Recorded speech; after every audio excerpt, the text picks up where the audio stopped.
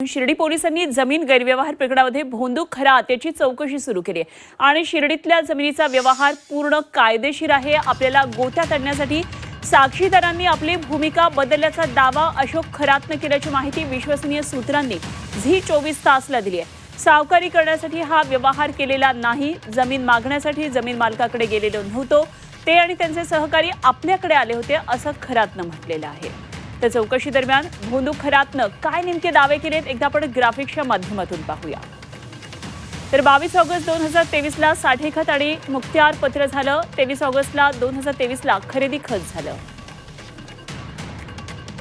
22 तारखेला मूळ जमीन मालक आले नाहीत, त्यांची खूप वेळ वाट पाहिली, त्यामुळे 23 तारखेला जमिनीची खरेदी करावी लागली। 22 आणि 23 तारखेला आम्ही रक्कम आरटीजीएस करून गोंदकर यांच्या खात्यावर पाठवली। जमीन परत घ्यायची आणि व्याज मिळावं असं काहीही ठरलेलं नव्हतं।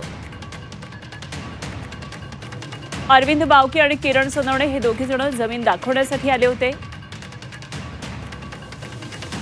जेव्हा जमीन खरेदी करायला गेलो तेव्हा शिर्डीतले व्यावसायिक मयत जितेंद्र शेळके आणि महेंद्र शेळके होते।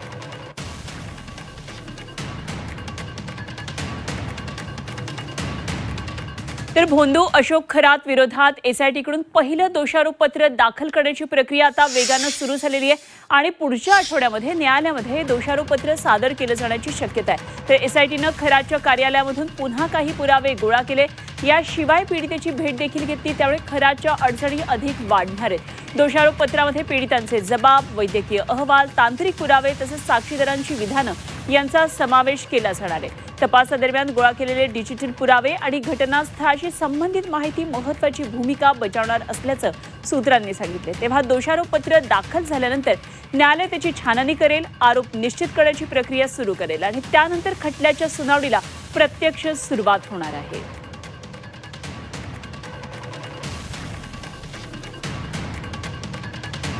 तर या संदर्भात आणखी सविस्तर तपशील जाणून घेऊया। आमचे प्रतिनिधी सागर गायकवाड सध्या आपल्याबरोबर नाशिकमधून थेट जोडले गेले। सागर, अनेक महत्त्वाच्या घडामोडी खरं तर सध्या नाशिकमध्ये खरात संदर्भात घडतात। सगळ्यात महत्त्वाचं म्हणजे शिर्डीतल्या जमीन गैरव्यवहार प्रकरणामध्ये त्यानं अजब दावा केलाय। ही सगळी प्रक्रिया ही कायदेशीर होती असं त्यांनी या चौकशी दरम्यान सांगितलेले। काय काय नेमके सगळे दावे केलेत आणि काय नेमका पोलिसांचा तपास या दिशेने सुरू आहे?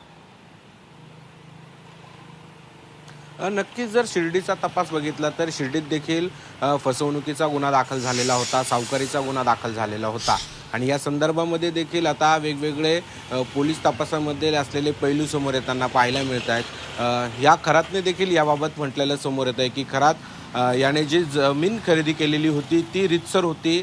ज्या व्यक्तीकडून ही जमीन घेतलेली होती ती व्यक्ती त्या व्यक्तीने स्वतःहून ही जमीन केलेली होती, हा कुठलाही सावकारी नसल्याचं त्याने सांगितलं। यामुळे या सगळ्या तपासाकडे जर बघितलं तर आता अशोक खरात या वेगवेगळ्या पद्धतीनं आता आपल्या गोष्टी ज्या आहेत त्या तपासासमोर सांगताना पाहायला मिळतंय।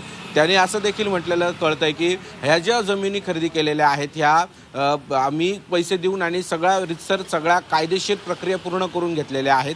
ज्यांनी ही जमीन दिलेली आहे ते खोटे आरोप करताना देखील करत असल्याचं देखील अशोक खरात म्हणतात। त्यामुळे या सगळ्या प्रकरणाकडे जर बघितलं तर अशोक खरात आता या सगळ्या प्रकरणीमध्ये अडचणीत सापडत असताना आता कायदेशीर पद्धतीने कसं यातून सुटता येईल, जबाब देताना कसं कायदेशीर जबाब देता येईल याबाबत जबाब देताना पाहायला मिळत आहे। यामुळे या सगळ्या गोष्टींकडे आता पोलीस तपासासमोर वेगवेगळ्या गोष्टी समोर येताना पाहायला मिळत आहे। नाशिकमध्ये देखील तपास करत असताना अशाच पद्धतीनं त्याने महिला लैंगिक अत्याचारा बाबतीत सांगितलेलं होतं की महिला स्वतःहून माझ्याकडे आलेल्या होत्या, मी कुठल्याही प्रकारचा त्यांच्यावर अत्याचार केलेला नव्हता।